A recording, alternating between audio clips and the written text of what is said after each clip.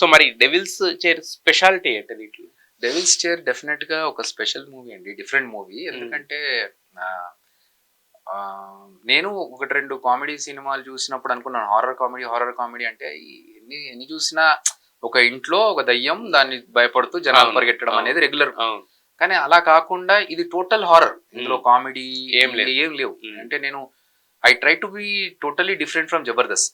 జబర్దస్త్ లో 9.5-10 సంవత్సరాలు నేను జబర్దస్త్ లో కామెడీ చేస్తూ ఉన్నాం కాబట్టి అదే మళ్ళీ తీసుకొచ్చి సినిమాలో చూపిస్తే ఇంకా కొత్తదనం ఏముంటుంది ఆడియన్స్ కి కూడా. సో చాలా సటిల్ గా ఒక ఒక కొత్త హీరో యాక్టింగ్ వచ్చి ప్రాపర్ గా చేయగలిగిన ఒక కొత్త హీరో వచ్చి, అంటే జబర్దస్త్ సంబంధం లేకుండా వచ్చిన పర్సన్ అయితే ఎలా ఉంటారో ప్రాపర్ గా మీకు అలాగే ఉంటుంది. మీ టీజర్ లో కూడా అర్థమై ఉంటుంది.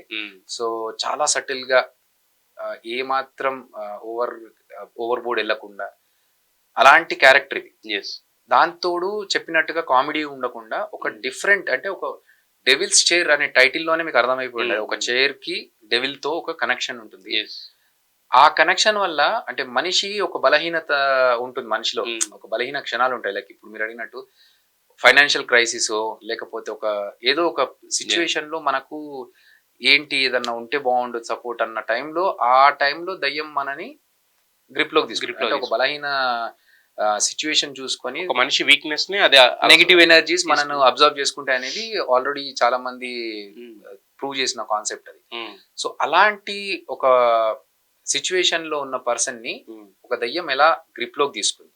అంటే మనం రెగ్యులర్ గా ఒక దయ్యం కనిపించింది, వీడు భయపడ్డాడు, వీడు దాన్ని పారదోలడానికి ఏదో చేశాడు, అదిగా ఒక ఒక మనిషి దయ్యం గ్రిప్ లోకి వెళ్ళి ఆ దయ్యం చెప్పినట్టుగా వీడు చేస్తూ వెళ్తే దానికి రిపకర్షన్స్ ఎలా ఉంటాయి, దాని తర్వాత వాడి లైఫ్ ఎలా ఉండబోతుంది అనేది కాన్సెప్ట్.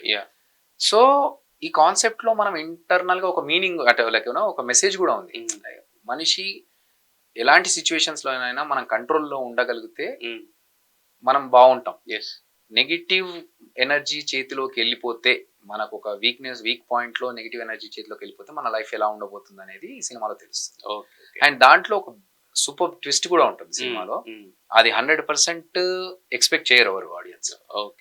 అది ప్రీ క్లైమాక్స్ నుంచి స్టోరీ షిఫ్ట్ అయిపోతుంది. ఓకే, అయితే యాక్చువల్గా పేరుకి హర్రర్ అన్నారు కానీ బట్ సాంగ్ కూడా రిలీజ్ చేశారు, అది కొంచెం రొమాంటిక్ వేలో ఉంది. సో అంటే ఏంటి, అవిలో ఉన్న కోణాలన్నీ చూడబోతున్నావా డిఫరెంట్ గా?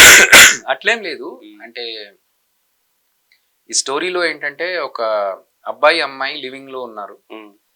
వీళ్ళిద్దరి మధ్యలో ఒక బాండ్ ఉంది. కాకపోతే అమ్మాయి ఫుల్ గా సెటిల్డ్, అబ్బాయి మాత్రం నాట్ సెటిల్డ్. ఈ సిచ్యువేషన్ లో వీడికి నేను చెప్పిన ఒక వీక్ పాయింట్ లో వాడికి జరిగే ఇన్సిడెంట్స్. కానీ అంతకుముందు జరుగుతున్న ఇద్దరు లవ్ స్టోరీ ఏదైతుందో ఆ లవ్ స్టోరీలో వచ్చే సాంగే రొమాంటిక్ సాంగ్. సో అది కరెక్ట్ గా మీరు సినిమాలో చూస్తే ఈ సాంగ్ ఏదో తీసుకొచ్చి కావాలని పెట్టారా అనేలా కాకుండా ప్రాపర్ మీనింగ్ తో కనెక్ట్ అవుతూనే ఉంటుంది ఆ సాంగ్. అంటే ఈ హర్రర్ సినిమాలకు ఇంకోటి ఏంటంటే టెక్నికల్ గా చాలా ఇంపార్టెంట్. టెక్నికాలిటీస్ అనేవి, ఒక సౌండ్ కానీ ఒక కెమెరా వర్క్ కానీ, ఆ సీన్ లో ఎంత ఎసెన్స్ ఉన్నా ఆ రెండు కరెక్ట్ గా లేకపోతే అది ఎలివేట్ కాదు. కరెక్ట్. సో మరి దానికోసం మీరు తీసుకున్న స్పెషల్ కేర్ అంటే? నేను నా సైడ్ నుంచి ఐ మీన్ అంటే డైరెక్టర్ గారు అండి. బట్ ఇప్పుడు మీ సైడ్ నుంచి ఏదన్నా కూడా అంటే మనం స్టోరీ విన్నప్పుడు ఏంటంటే ఖచ్చితంగా దాంట్లో వెనక ఉండి చేసేది ఎవరైనా ముందుండి నడిపించేది మనమే కాబట్టి అది ఏదొచ్చినా మనం తీసుకోవాలి కాబట్టి మన ఇన్పుట్స్ అనేవి అంటే వాళ్ళు కరెక్ట్ గా ఉండేలా చూసుకుంటాం కదా. అంటే కొన్నిసార్లు ఏంటంటే మనం సలహాల వరకు మనం చెప్తాం, ఇది ఇలా ఉంటే బాగుంటుందా అండి, ఇలా ఉంటే బాగుంటుందా, ఇది చూడండి రెఫరెన్స్ చెప్పడం వరకే నేను చేయడం కొన్ని చేశాను. ఈ రిఫరెన్స్ చూడండి, ఈ రిఫరెన్స్ బాగుంటదేమో అంటే ఆ రిఫరెన్సెస్ వాళ్ళు తీసుకున్నారు. కొన్ని లేదంటే మా పాయింట్ వేరే ఉంది అన్న. ఓకే, సో వాళ్ళ పాయింట్ లో చేసుకుంటూ వచ్చారు. మా డైరెక్టర్ గంగాధర్ సప్తశేఖరకి ఏంటంటే ఆయనకు కెమెరా మీద కూడా మంచి పట్టు. సో అంతకుముందు కెమెరా డిఓపి కూడా చేసినట్టున్నారు ఆయన. సో ఆ లైటింగ్ కానీ ఆ కెమెరా మూమెంట్స్ కానీ సాంగ్ లో చూస్తే మీకు అర్థమైపోయింది. సో ఆయన ఏంటంటే ప్రాపర్ కేర్ తీసుకున్నారు ఆ విషయంలో, అది చాలా బాగా కేర్ తీసుకున్నారు. అండ్ సౌండ్ ఎఫెక్ట్స్ కూడా సాంగ్ ఎవరైతే మనకు బిషేకన్ ఇచ్చారో అతను వర్క్ చేస్తున్నాడు సాంగ్ మ్యూజిక్ పైన. అతను కూడా అండ్ ఇంకొక మ్యూజిషియన్ కూడా చేస్తున్నాడు. ఆయన రెహమాన్ గారి దగ్గర పనిచేస్తారు. సో ఆయన కూడా మనకు బ్యాక్గ్రౌండ్ స్కోర్ కి హెల్ప్ చేస్తున్నారు. ఓకే ఓకే సో మీరు అన్నట్టుగా camera and music both are important, very important for the horror film. Yes and మనకు ఆ రెండు సైడ్స్ నుంచి మంచి స్ట్రాంగ్ టీమ్ ప్లేయర్స్ ఉన్నారు. Yes yes